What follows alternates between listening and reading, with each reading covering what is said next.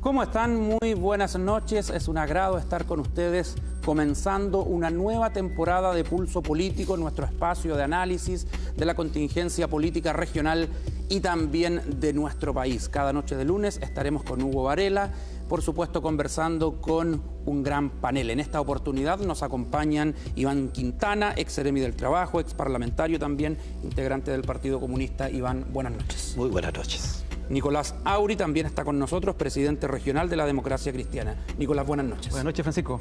También nos acompaña Gabriel Torres, ex consejero regional de RN. Gabriel, bienvenido. Buenas noches, Francisco, gracias por la invitación. Y nuestro jefe de prensa de Canal TVU, nuestro colega Hugo Varela. Hugo, ¿qué tal? Buenas noches. Hola, Pancho, buenas noches a todos. Bueno, hoy no es un día cualquiera, hoy es 11 de marzo, se cumple, Hugo, un año de gestión del presidente Sebastián Piñera y también acá en la región de Jorge Ulloa. Un año de Piñera en su segunda administración. Sí, vamos de inmediato a presentar, ese es el primer tema, 365 días. En general, un año es muy poco tiempo, pero cuando tienes 4 años para concretar tu proyecto, la verdad es que es bastante importante. El presidente Piñera, en un encuentro del Chile Vamos este fin de semana que recién pasó, hizo una especie de balance y dijo que este último año el calendario había sido muy bueno para los chilenos. Lo propio hizo el ministro del Interior, el señor Chadwick, en una publicación de La Tercera fin de semana, no sé si también tuvieron la oportunidad de leerlo,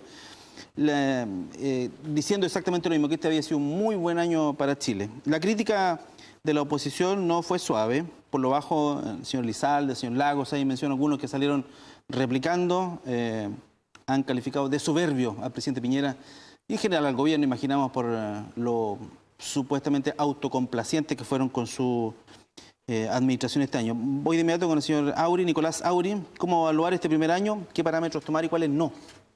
Yo creo que lo importante de analizar es que efectivamente es un año solamente, pero no obstante eso hay ciertas proyecciones que uno puede hacer, sobre todo en base a las expectativas que uno tenía al momento de iniciar este gobierno.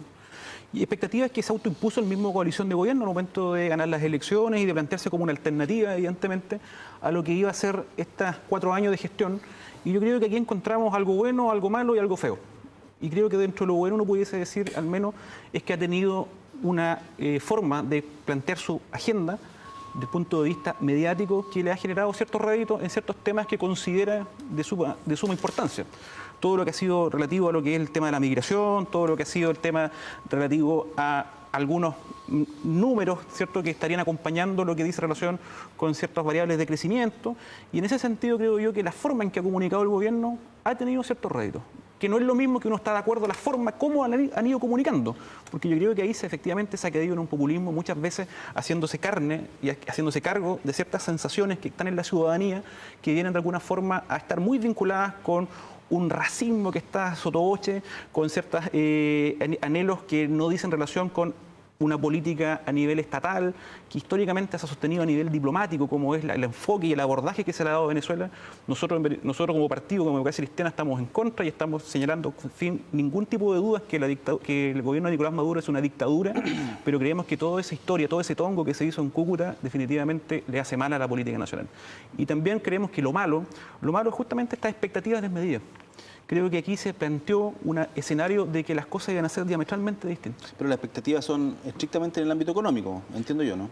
Yo creo que también... Que se dijo que un crecimiento iba a ser tanto y finalmente no se creció. Evidentemente, y ese crecimiento económico naturalmente iba a tener que tener un correlato, porque no necesariamente es que las empresas crezcan, claro, sino que además esto tenga un correlato a nivel de la gente, de que sus remuneraciones se incrementen, y eso no ha ocurrido. El incremento de los salarios no ha aumentado en la misma proporción que ciertos números acompañan, ¿cierto? De tal manera que esas expectativas uno puede conversar con la ciudadanía y dice, bueno, ¿cómo está la vida un año después? Y la vida sigue estando hasta ahí mismo. Y el presidente Piñera dice que estamos mucho mejor, eso es lo que dicen. Claro, y en cuanto a lo feo, yo creo que hay 2 hitos que a nuestro juicio son feos. Lo primero, lo que dice relación con todo el abordaje que se le dio al asesinato de Camilo Catrillanca. y toda la performance que hizo el gobierno desde el momento que recién se supo esta historia hasta cómo se han dado los hechos posteriores.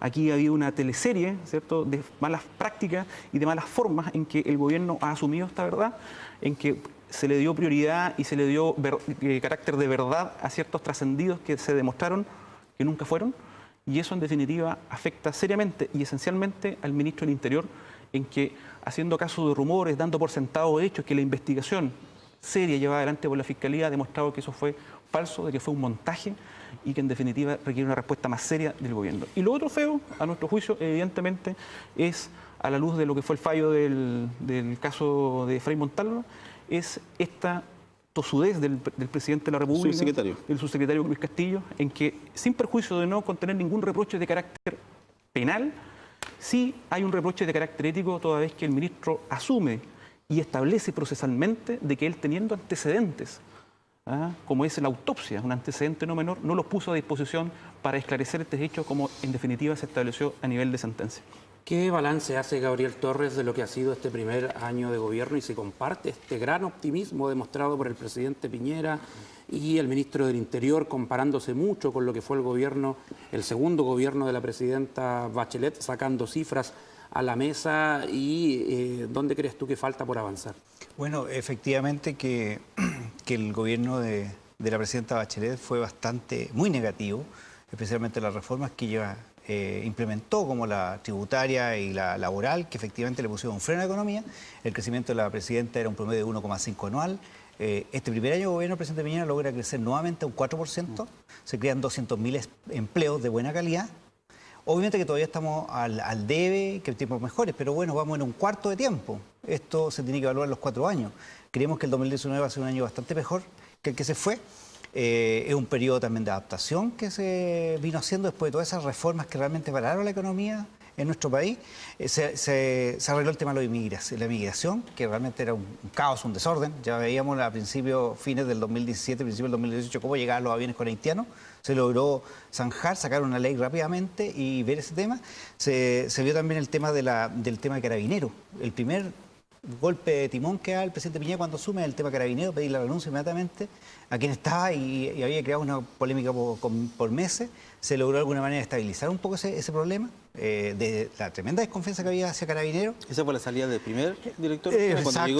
Cuando no se saludaron al comienzo de esa ceremonia. Y después fue por el tema, Catrillanca, que terminó sacando Ahora, ¿por qué la gente no valora eso? Porque según la encuesta Cadena, el apoyo llega al 37% y la desaprobación al 48%. Yo creo que en parte también, obviamente, que el gran expectativa que habían que inmediatamente tiempos mejores era el tema de empleo fuertemente. ¿Y se equivocó con ese eslogan a lo mejor? Bueno, a veces se crean más expectativas de lo que realmente se puede cumplir.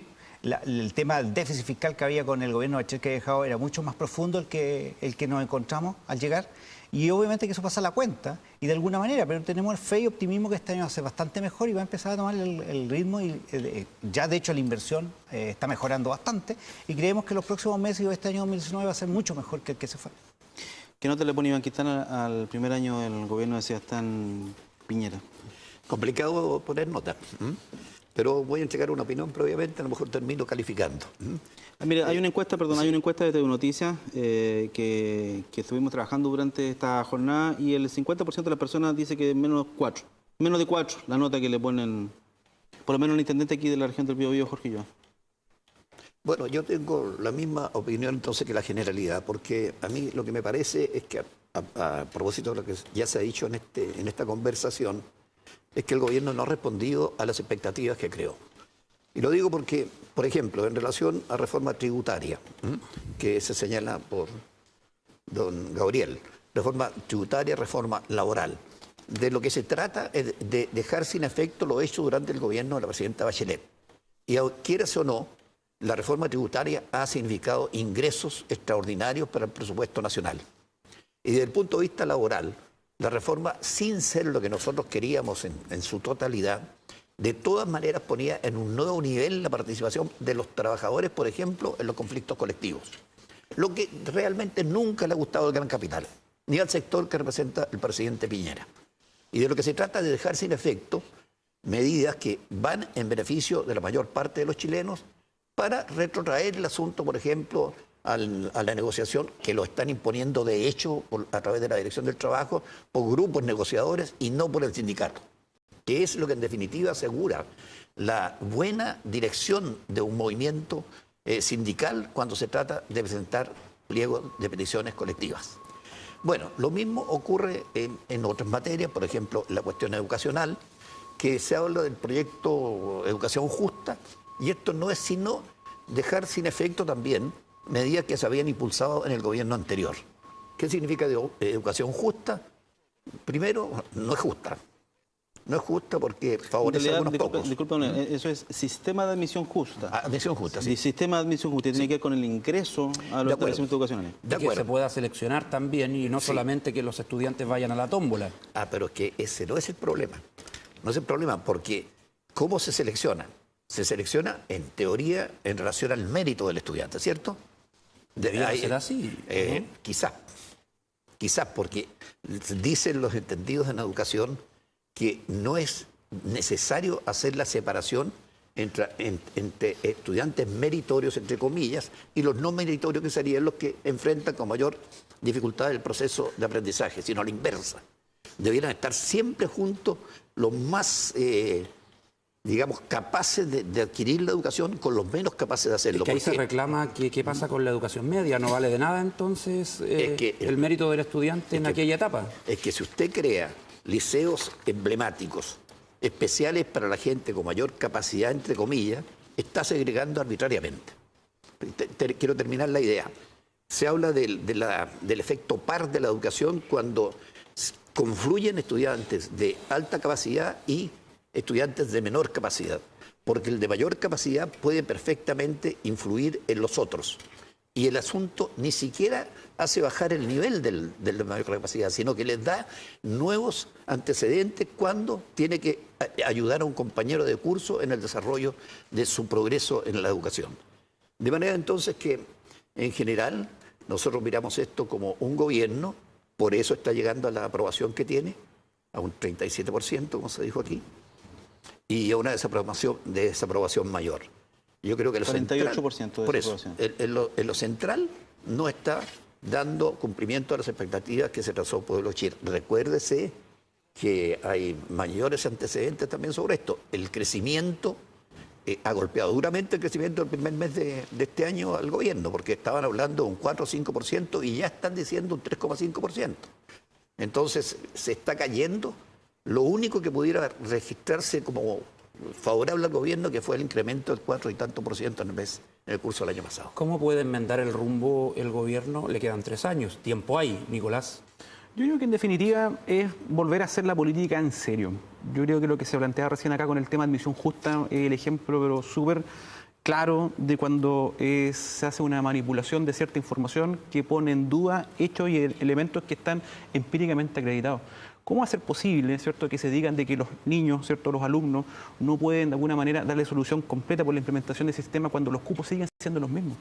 Entonces, en definitiva, claro, hay un asunto de que hay que hacerse cargo de la operatoria del sistema, pero no podemos destrabar una idea que en el fondo los expertos han establecido en diversos estudios y de distintas corrientes políticas de que esta medida, insistir en la admisión justa, es en el fondo insistir en un modelo de segregación. Y en ese sentido, creo yo, ¿cómo se avanza en este tema? Nosotros, como Democracia Cristiana, siempre hemos estado dispuestos a avanzar en aquellos temas y aquellas materias que vayan en pos del bien común. En conversar, pero conversar en serio, no con letra chica, porque en definitiva el ejemplo más claro en donde este ejercicio, mirando el bien común, es establecido y se logró avanzar, es por ejemplo con lo que ocurre con la Ley General del Cáncer. Nadie podía de alguna manera estar en contra de ese ejercicio. Y se hizo un espacio, naturalmente, en donde tanto el gobierno como la oposición entendieron, haciendo un ejercicio de escucha necesario, avanzar en una materia que era sumamente sensible para el país, como era darle respuesta a aquellas familias que padecen una enfermedad tan catastrófica como el cáncer. Pero en otras materias se invita a conversar, pero con una cancha que ya está rayada y sobre todo teniendo un poco de realismo político. ¿Por qué? Porque hay un hecho objetivo. Nos guste o no nos guste, el Parlamento, la mayoría es la oposición. De tal manera que un gobierno que busca avanzar en temáticas que son sumamente sensibles, como es el tema educativo, como lo que va a ser la reforma al sistema de salud que se viene por delante, que se está avanzando, necesariamente requiere un diálogo. Y en el diálogo siempre vamos a estar llanos, pero un diálogo de verdad. sin letra chica, sin portazos cuando no me gusta y sin chantajes, porque en definitiva cuando uno plantea un matiz, como ha salido últimamente a ciertos personeros de gobierno, cuando uno plantea un matiz es que está chantajeando la política estatal. O que son antipatriotas. O hacen antipatriotas. Y yo creo que no hay ningún antipatriota en el Congreso, sino que son posturas válidas que convergen de acuerdo a nuestra mirada en ese sentido. Hagamos la bajada regional. ¿Se puede hacer el mismo análisis con el intendente Jorge Ulloa o no quiere hablar del intendente? No, eso no hay problema. Okay. Pero primero para responder un poco. No olvidemos que el presidente Piñera, nosotros no tenemos un Congreso mayoritario, un Parlamento mayoritario para el gobierno. Mucho se radica hoy día la voluntad en la oposición, pero vemos una oposición de repente bastante sesgada, cerrada. Ya vemos la misma pelea que ustedes terminaron en el periodo pasado, en enero, con respecto por el hecho de la presidencia de la Cámara, con el Frente Amplio y el Partido Comunista también. Pero no ordenamos. Entonces, sí, pero por un tema de poder, ¿cuánto va a durar ese orden? Ahí. Pero aún así se han puesto más intransigentes por seguirle la mano a los partidos de izquierda dentro del conglomerado de ustedes. Y eso obviamente que hace un daño, porque lamentablemente este gobierno, como el primer gobierno del presidente Piñera, no tuvo mayoría. Hoy día tiene, más cercano, pero aún así sigue siendo minoría. Entonces necesitamos conversar. Yo creo que obviamente que de repente sea también eso impasse, que de repente hayan frases rimbombantes que la verdad que lejos de aunar el criterio lo distancian más. Eso lo reconocemos. Pero yo creo que aquí tiene que existir la voluntad, porque aquí nadie quiere crear leyes o sacar leyes para perjudicar a la gente. No olvidemos que el presidente Piñera ganó casi con un 55%, y justamente el tema de admisión justa viene a resolver un problema que anhela la gran mayoría de la gente. La gente lo que quiere es que mejore la calidad de la educación, pero ustedes siempre se fueron por el otro lado, a empezar a comprar colegios y hacerlo todo estatal, sin mejorando e invirtiendo recursos sin necesidad en infraestructura y no así en la calidad. El sistema de admisión justa, si me lo permiten, el sistema de admisión justa es una idea, desde mi perspectiva, que persigue un objetivo por todos deseable, pero que ha sido pésimamente implementado. Hay hasta hace pocas semanas 1.400 alumnos. 1.400 alumnos que no encontraban sin matrícula en Concepción. Entonces ese es un problema que hay que solucionar. Yo entiendo lo que dice usted en términos de que si los cupos son los mismos, porque, entonces por eso digo que está mal aplicado. Es el mecanismo, no es el fondo de la idea. La fondo de la idea de hablar de que se ingresen en igualdad de condiciones, naturalmente, es una idea que yo creo que sobre todo... Y es lo que decía don Iván, tiramos la educación para arriba. Es el mecanismo que yo creo que hay que implementar y difícilmente se ha implementado de buena forma, porque creemos que cuando tenemos un sector... Pero coincide al menos que en la administración de Piñera quiere hacer modificaciones al sistema de admisión justa, precisamente porque se encontró con problemas como estos. Exacto. Y eso es lo que tú escuchas de la gente. Eso es lo que quieren. Pero una gente con respecto vamos a Jorge Ulloa. Mira, yo creo que el intendente después de todo ha empezado de menos a más. Obviamente que yo creo que el hecho de haber llevado casi 30 años parlamentario es muy distinto a la función de intendente, donde tiene que estar dependiendo del presidente, el representante del presidente, ya no se manda solo. Un parlamentario tiene autonomía, hace lo que él estime pertinente, vota como él quiere, obviamente que se alinea con su sector, pero en realidad tiene bastante voz y voto y mando, y no ha sido un intendente. Y yo creo que Jorge Ulloa al principio empezó bastante desacomodado, de adaptarse. Yo creo que todavía tiene falencias, no es una persona muy del aspecto cercana o de alguna manera donde dialogue con su equipo de gobierno. Conflictos con parlamentarios de la ex nueva mayoría, ¿se acuerdan? Sí, bueno, y con nuestro sector mismo también, de Renovación Nacional también lo tuvo.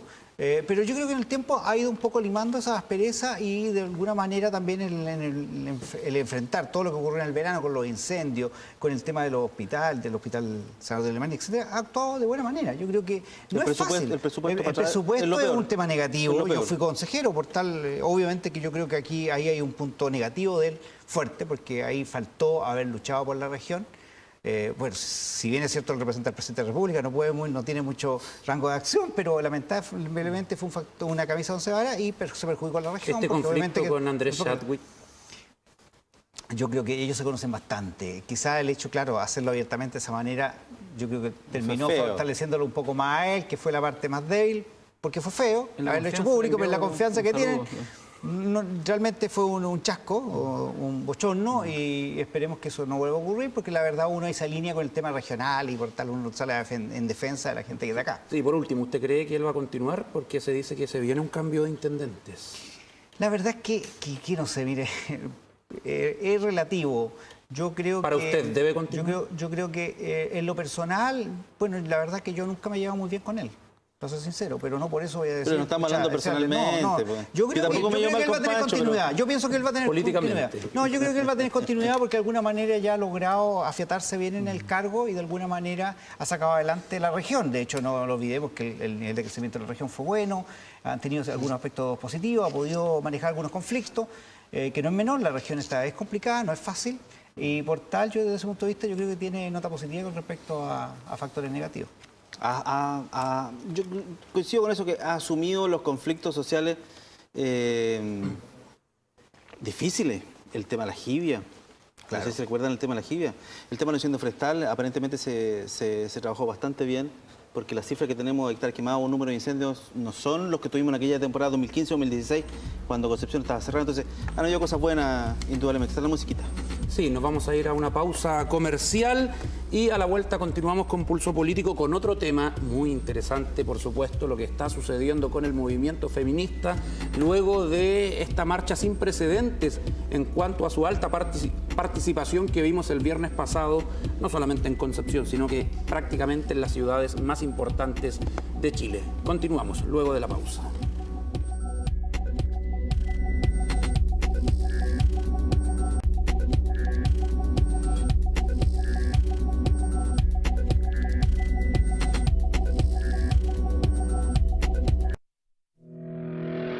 Somos una universidad soñada y construida desde Concepción. Y pronto cumpliremos 100 años. Pero la obra iniciada con entusiasmo y audacia se prosiguió con constancia inquebrantable. Un siglo con espacios para todos. Algunos aprendieron a caminar, a andar en bicicleta, a estudiar y sí, también a casarse. Esta es la casa de mentes luminosas, artistas visionarios, rebeldes, científicos adelantados a su tiempo, ciudadanos de espíritu libre. ¿Por qué la gente de esta universidad no puede estar quieta? Vamos a recibir juntos el próximo siglo.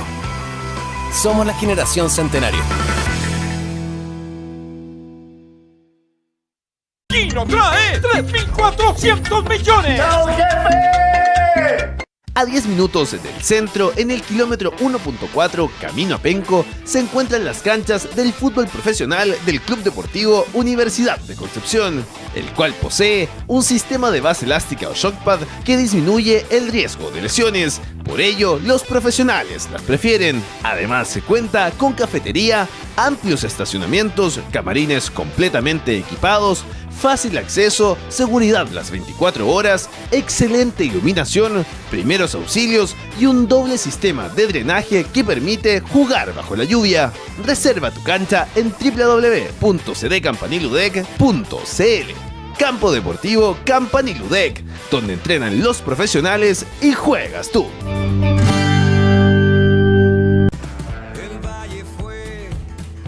Ven y junta tus ideas con otras que están cambiando el mundo.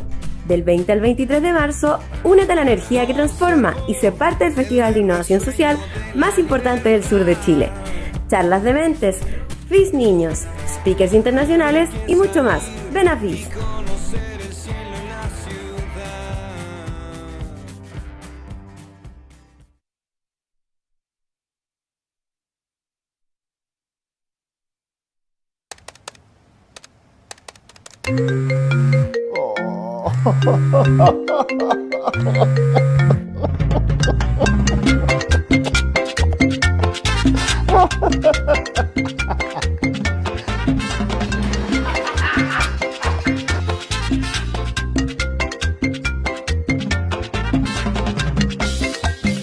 Juega Kino con Chao Jefe de por vida, el único que te premia con sueldo para toda la vida. ¡Chao, jefe!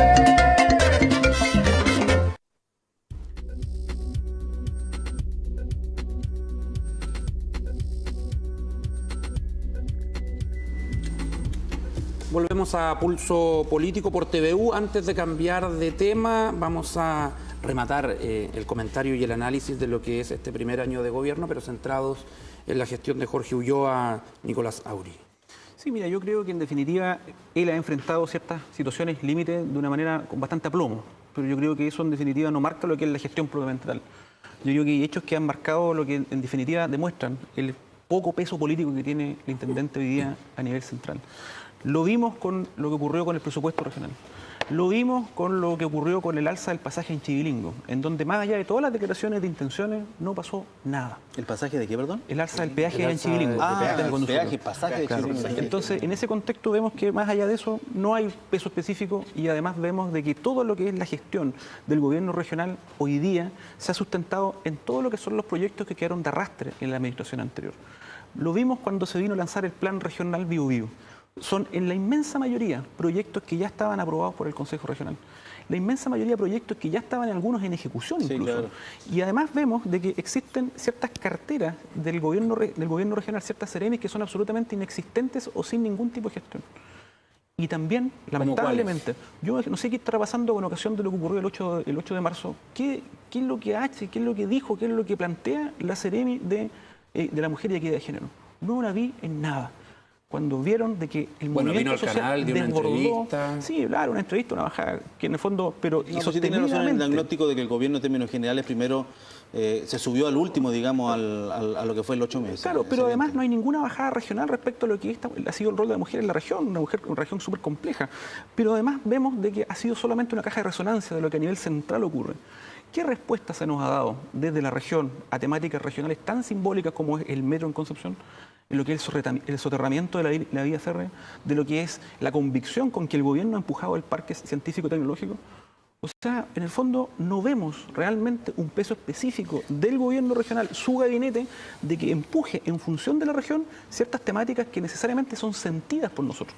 De tal manera que en ese contexto el balance que uno puede hacer es que es un gabinete, es un gobierno regional que le tiene poco peso, de que no ha sido capaz de incidir a nivel central para resolver las demandas que son sentidas por la comunidad en la zona, ningún pronunciamiento respecto a la provincia del Biobío y la provincia de Arauco, y vemos que a la larga existe además otro tema que no es menor.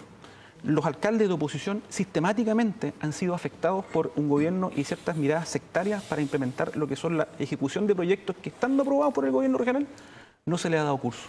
Y ahí están pendientes, ahí están.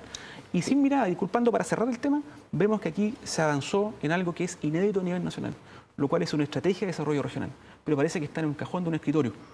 Fue un ejercicio transversal que se hizo, involucrando a todas las casas de estudio a nivel regional. Se escuchó a la comunidad, pero no pasa nada. No hay ninguna mirada regional que pueda, de alguna manera, incidir a nivel central para el correlato regional, ni ninguna medida llevada adelante por algún sector o un ministro seremi que pueda decir, ¿sabes qué? Aquí está la región del Biobío en sus variables. Ahora, Iván, ¿el que no nos tomen en cuenta como región es culpa de Jorge Ulloa o es el gobierno central el que simplemente, y bajo esa lógica, no le interesan las regiones? Bueno, me parece que es un problema que viene desde hace mucho tiempo. No necesariamente este gobierno, sino muchos otros gobiernos han incurrido en lo mismo, es decir, en no considerar a las regiones como corresponde. Pero yo creo que estamos, desde este punto de vista, haciendo crisis en la región del Biobío. Porque evidentemente están desarrollándose los proyectos que ya estaban aprobados, como señalaba Nicolás, en esta región, pero hay carencia de una perspectiva diferente. Es decir, los grandes problemas, tú lo señalaste, está además la conexión vial con San Pedro, que también está, que se dice que se va a impulsar. Hay diferencias en cuanto a la solución. Hay una opinión de la Municipalidad de Concepción en contra de la... ¿Del puente Chacabuco? Sí, del puente Chacabuco. Ex puente Chacabuco ahora. Ex puente Chacabuco. Bueno, pero lo interesante sería que de alguna manera se avanzara en la solución. Se dice que en el curso de un año eso pudiera estar resuelto. Ojalá. No puedo decir yo, Dios lo quiera, pero ha sido una mala gestión. Ha sido una mala gestión. Desde el punto de vista, yo diría que provincial es más, o regional, es exactamente lo que está ocurriendo en el plano nacional. Muchas ofertas, muchos ofertones, pero muy poca concreción práctica. Ahora, démosle un favor. ¿Sí? Ha sido una virtud el hecho de que, porque todos temían que Jorge Ulloa empezara a opinar de contingencia. Sí. Nos recordaba mucho su apoyo a la figura de Augusto Pinochet, sí. Que él era amigo de los internos de Punta Peuco. ¿No ha dicho nada de eso? Sí, me parece que por lo menos en eso, obviamente ha tomado la actitud que corresponde, porque él es intendente, representante del gobierno, y tiene que actuar con un criterio que no es el personal, desde el punto de vista político, para decirlo, o ideológico. Algo que responder al respecto. 30 segundos. A ver, aquí el gobierno, hace poco vino el presidente Piñera a hacer una bastante pasada, ¿sí? Y ordenó un poco, ya se tiene claridad con respecto a la solución del tema del puente bicentenario. Y la solución es lo lógico, perdónenme, pero va a pasar sobre la línea férrea. Yo me recuerdo cuando discúlpenme algo personal, cuando iba a ver a mi abuelo Pedro del Río y tenía que esperar que pasaran todos los trenes para... Bueno, hay un proyecto FESUR que efectivamente viene con tren nuevo y el año a continuación con el nuevo plan trianual vienen más trenes. Entonces ustedes se imaginan bajar la barrera de Chacabuco cada 10 minutos. ¿Y el soterramiento? ¿Se imagina? Es momento. Se va a solucionar por la vía aérea, que es lo lógico, sentido común y permite perfectamente el tránsito hacia Chihuayante. Pero no era lo que estipulaba el proyecto original. Ojo, el proyecto original del hacia fines del gobierno del 2014. Escuchemos a Gabriel. Hacia fines del 2014 quedó establecido aéreo. Hoy día se retomó lo mismo. Durante la concertación, los 4 años no fue capaz de dar una solución. O sea, los reclamos del alcalde Ortiz están de más. Sí, porque no es lo que él piensa, que abajo va a ser un lugar segregado, que va a haber pobreza, que va a haber asalto. No, no es así. Es un sistema totalmente moderno. Yo espero que el alcalde se acerque al MOP o se haga un encuentro para que le expliquen cómo hacer el proyecto y cuál va a ser la solución. Hubo una reunión en el MOP donde participó el alcalde de Concepción con el Ceremi de Obras Públicas, y la respuesta del Ceremi de Obras Públicas en forma formal y oficial que expresó el alcalde era de que se iba a poner el discopare y el banderero. No, eso así no. es, eso fue Eso una reunión no formal va a ser aéreo. Y eso fue lo que... Ya, pero Nicolás, ¿te parece que eso es absolutamente absurdo? Por eso, pues, va a ser aéreo. No, por eso tiene que ser aéreo, pero la visión oficial, ojo, la visión oficial que se dio el Ministerio de Obras Públicas era de que iba a ser a ras. O sea, ahora se dieron vuelta la chaqueta. Pero eso es lo curioso y eso es lo dramático. Eso es lo que denuncia el alcalde de Concepción en reunión. Iba a ser aéreo. Y eso, estamos segundo, con un ex director de FESUR, sí, ya nos conozco bastante bien y podemos tener un programa completo. Y el resto del puente industrial también ya está resuelto y se comienza la obra en los próximos meses. Ojalá se entregue luego. Dos temas que tuvieron los 4 años de ustedes parálisis. Tenemos que cambiar de tema, lamentablemente no hay más tiempo. No podemos pasar de este programa sin mencionar lo que fue la marcha del viernes, que va a quedar, muchos lo han dicho así, en la historia de nuestro país, es para muchos la más importante desde el retorno a la democracia, es solo comparable con el número de participantes, por lo menos, con lo que pasó con la Revolución Pingüina o con lo que pasó con las protestas de la AFP. No quiero entrar a compararlas mucho porque no sé si los resultados de la Revolución Pingüina eran lo que esperábamos después de cuántos años que ya y mucho menos lo que pasaba con la AFP, que estamos más o menos igual. Entonces, no sé si compararla en ese sentido. Gabriel, ¿qué hay que hacer para que esta marcha siga gatille los cambios necesarios y no quede como lo que fue la gran revolución contra no más AFP? Ponerlo en práctica, pues hay que empezar a legislar y obviamente hay que crear la igualdad de género y todos los derechos que las mujeres realmente nos pidan, pero hay que diferenciar. Yo estoy porque las mujeres tengan igualdad de derechos, igual que un hombre, con respecto a sueldo, y es cosa de ponerse de acuerdo. Por ejemplo, en muchas empresas que hay discriminación en muchos aspectos. El tema del feminicidio realmente es una nota alarmante, año a año prácticamente aumenta, lejos de controlarse o disminuir. Son temas que nos deben preocupar y que te tiene que legislar al respecto y tener sanciones y de alguna manera garantizarle los mismos derechos que los hombres. Sí, perdón, pero lo que pasa es que se legisló por el femicidio y no ha funcionado. ¿Cómo vamos a legislar sobre el femicidio agravado? ¿Qué vamos a hacer ahora para que finalmente eso no siga sucediendo? Porque se legisló. Sí, correcto, pero quizás es un tema de parte de educación y un tema a largo plazo. Yo creo que ahí falta y ahí no se pone ningún énfasis. Exacto, entonces ahí yo creo que estamos fallando. Aparte de los puntos de prensa en la Plaza de Independencia, donde dices que no más al femicidio, recordemos. No, claro. Hay que hacer con los cabros chicos en el colegio algo para que cuando crezcan no lleguen con la mentalidad de los papás, digamos. Absolutamente, de acuerdo. Y de eso no hay absolutamente nada. Bueno, pero se viene un cambio y se ha habido cambio últimamente y yo creo que ese es un tema que llegó para quedarse. Y yo creo que nuestro gobierno de alguna manera, el presidente Piñera el otro día lo acogió y dijo que esa va a ser la agenda en gran parte del gobierno y como tal se va a tener que ver. Ahora es distinto ver de repente mujeres que prácticamente quisieran que existiera un solo sexo y que todas ojalá fuera un sexo indefinido o de alguna manera una pelea contra los hombres, más que de alguna manera tener una convivencia sana y de igualdad de derechos. Hay facciones efectivamente que son más duras de los feministas que de hecho prohibieron el acceso a los hombres, digamos, incluso hombres reporteando la marcha de mujeres no se podía en algún minuto. ¿Qué es lo que están pidiendo? Fin a la violencia política, sexual y económica hacia las mujeres, trabajo digno, vivienda en igualdad de condiciones, una nueva ley de migración con enfoque de género, aborto libre y legal, Nicolás. Yo creo que para plantear una visión gratuito, respecto a ese punto, yo creo que habría que primero escuchar qué es lo que ellas entienden por aborto libre, seguro, legal y gratuito. Porque en definitiva hay un debate que va a durar 1000 años, parece. No, evidente, pero para efecto efecto de nosotros pronunciarnos formalmente, porque hoy día aquí lo que ha quedado claro, ya terminó el tiempo en que nosotros los hombres vamos a tener que suponer lo que buscan ellas como agenda. Creo que el tránsito que nosotros tenemos que avanzar hoy día como sociedad y sobre todo respecto a los hombres es que esto tiene una solución a corto plazo, con medidas que se pueden implementar desde ya, si existe acuerdo en todos los sectores políticos para avanzar en temas de urgencia, y otras miradas a largo plazo que ya no dice relación solamente con cambiar normas y decretos, sino que va en cómo la sociedad asume que la causa del feminismo no es la causa contra el machismo, es la causa de la justicia para con las mujeres. Y en ese entendido, creo que ahí tenemos que asumir de que no se resuelven las problemáticas de género con tibio respeto hacia el prójimo. No. Esto es exactamente lo mismo que decir que yo, como doy limosna, no tengo la obligación de pagar un salario justo. Esto es un tema estructural, en que la sociedad tiene que transitar a rediseñarse para efecto de dejar atrás ciertas barreras de entrada que tiene la mujer para el pleno desarrollo de sus derechos, para su protección y para su dignidad como persona. De tal manera que hay ciertas cosas que hay que avanzar desde ya. Naturalmente tiene que ser un imperativo de que avanzar en una cultura educativa, evidentemente que vaya a desprejuiciar al hombre, diciéndole que, oye, si el feminismo es una causa de justicia, es la causa de tu mamá, es la causa de tu hermana, es la causa de tu pareja, es la causa de tu hija. Y además, esto es un tránsito social. No podemos nosotros los hombres. Yo soy padre de una hija de 8 meses y créanme que eso ha marcado el tránsito absoluto en que yo no la quiero ver expuesta a que por pagar un crédito tenga que pagar más intereses que un hombre. No la quiero ver con miedo porque, disculpen la expresión, un pelmazo no fue capaz de asumir de que terminaron con él y no haya nada mejor que acuchillarla. Y eso lamentablemente es una convicción personal. Creo que lo que me hubiese gustado es que el gobierno comprometido y entendiendo realmente lo que es el feminismo, si el feminismo es justicia, el feminismo no es la causa de la ultraizquierda contra la ultraderecha que tienen que salir así saltando algo más como desaforados en contraponer puntos. Creo que el gobierno se equivocó en no asumir una oportunidad para asumir una política de Estado en beneficio de quienes históricamente han sido postergadas y en la cual nosotros los hombres, asumo yo, tenemos que escuchar más y hablar menos. Sí, exacto. Y a mí también me habría gustado tener aquí algunas mujeres participando de este panel. Debo decir que invitamos a algunas parlamentarias a este programa y bueno, por problemas de agenda no pudieron asistir. Loreto Carvajal estaba ahí, Francesca Muñoz también hicimos algún intento y no fue posible contar con ella. Don Iván. Bueno, mira, primero, ratificar la enorme importancia que tuvo la movilización del viernes pasado.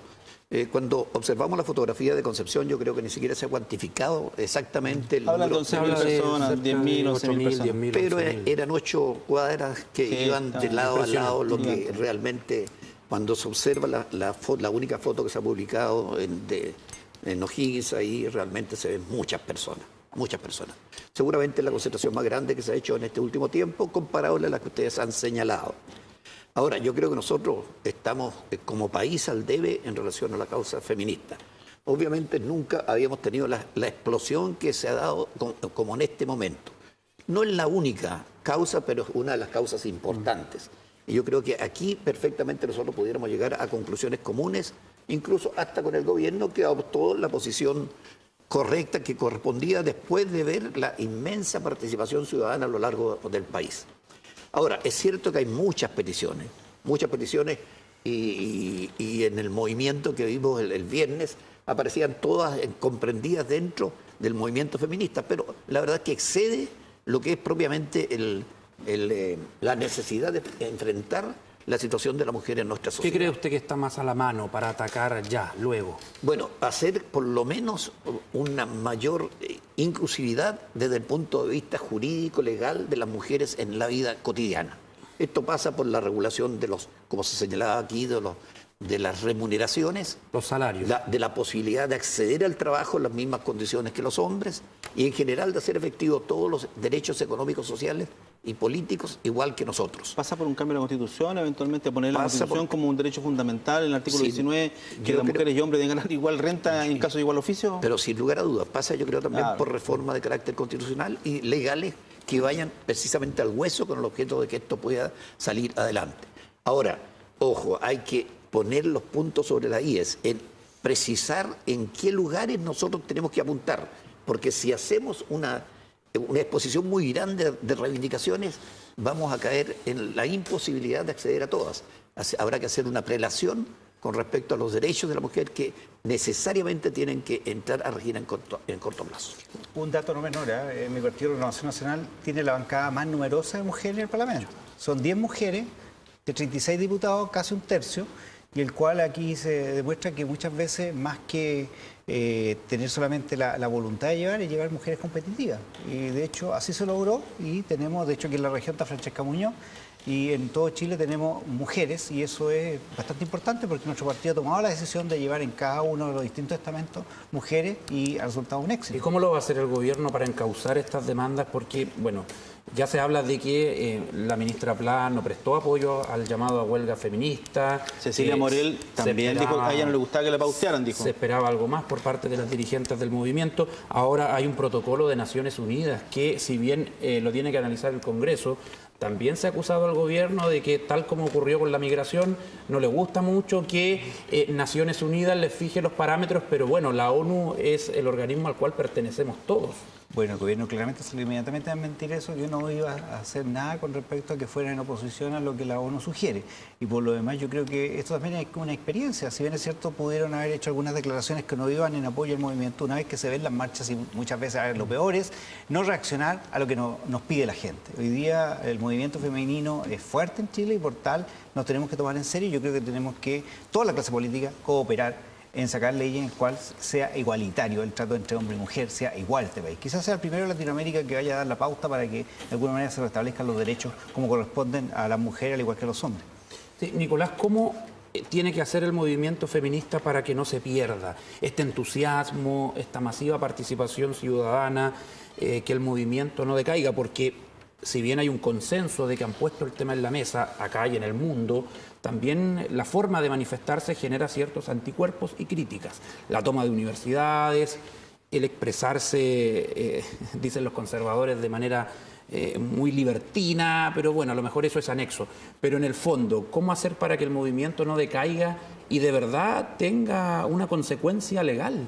O sea, yo creo que lo primero que debemos hacer nosotros para mantener vigente este tema es mirar lo que pasa en nuestro alrededor. O sea, todas las problemáticas que surgen, que afectan a nuestras mujeres, a las que nos acompañan, a las que son nuestras amigas, nuestras madres.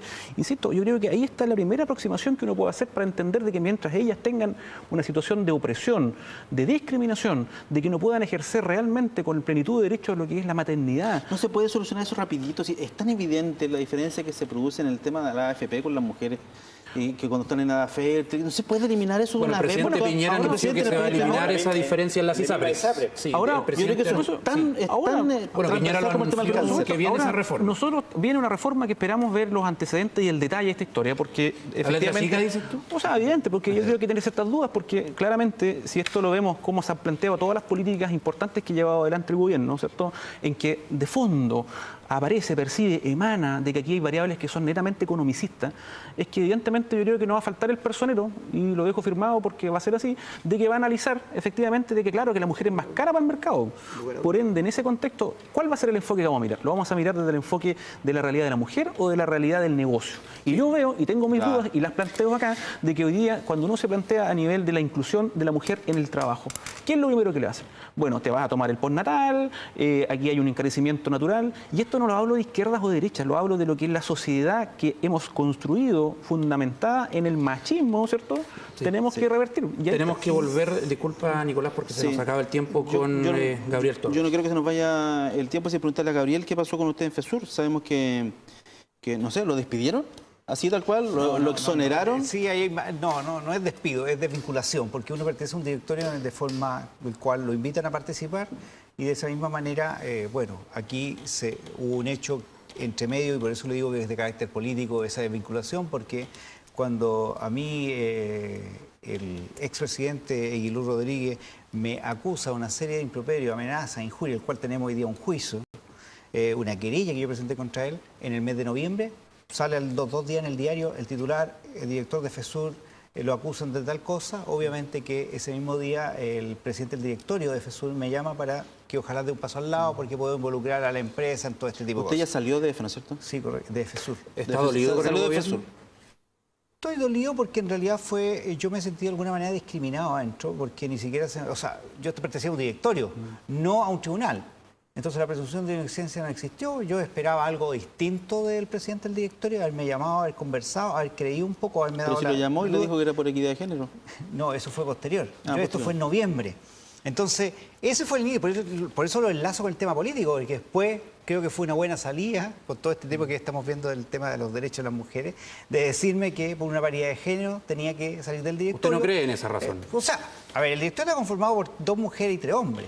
En diciembre, la gerenta general, que integraba cada uno de los directorios de las filiales, fue desvinculada a la empresa y obviamente entró un hombre en enero, Patricio Pérez, ex subsecretario de Transporte del primer gobierno donde Pedro Pablo Errázuriz fue ministro, lo trae a trabajar a EFE y obviamente que iba a quedar desequilibrado 4 hombres y una mujer, y el cual deciden ellos que yo debería salir para darle un espacio a una mujer. Por último, personalmente, ¿Claudio Aguiluz influye en su salida? Yo creo que tiene alguna relación, porque todo coincide en el mismo periodo, y ya dado que primero el presidente del directorio me haya llamado justamente para que saliera por ese hecho. Entonces, Don Víctor Lobo. Lo otro, claro, entonces eso. Y entonces yo creo que fue en gran medida de esa manera. Lo que más me duele es que no era tanto la dieta, si la dieta eran 19 UTM, era un sueldo más o menos de un concejal, es el tema que a mí me pasó en los trenes y sé mucho, y creo que fui un gran aporte dentro de ese directorio, porque lo primero que nada era un tipo regionalista que defendía los intereses de mi región. Lamentablemente hoy día quien asumió, tengo entendido que una mujer de Santiago, el cual prácticamente el directorio ya no es regionalista. Okay. Y no lo digo, bueno, lo digo porque yo soy integrante, pero vi gran parte de los días en Santiago, entonces que defienda los intereses acá, bueno, eso me preocupa. Le agradecemos el aclarar el punto porque también queríamos escuchar su palabra frente a ese tema. Tenemos que despedir el programa. Gracias, Hugo Varela, hasta el próximo lunes. Chau, gracias, chau. Gabriel, mucha suerte. Gracias. Nicolás Auri, hasta la próxima. Gracias, Francisco. Don Iván Quintana, que le vaya bien. Gracias, hasta la próxima. Y a ustedes también, muchas gracias por su compañía. Hasta el próximo lunes en Pulso Político.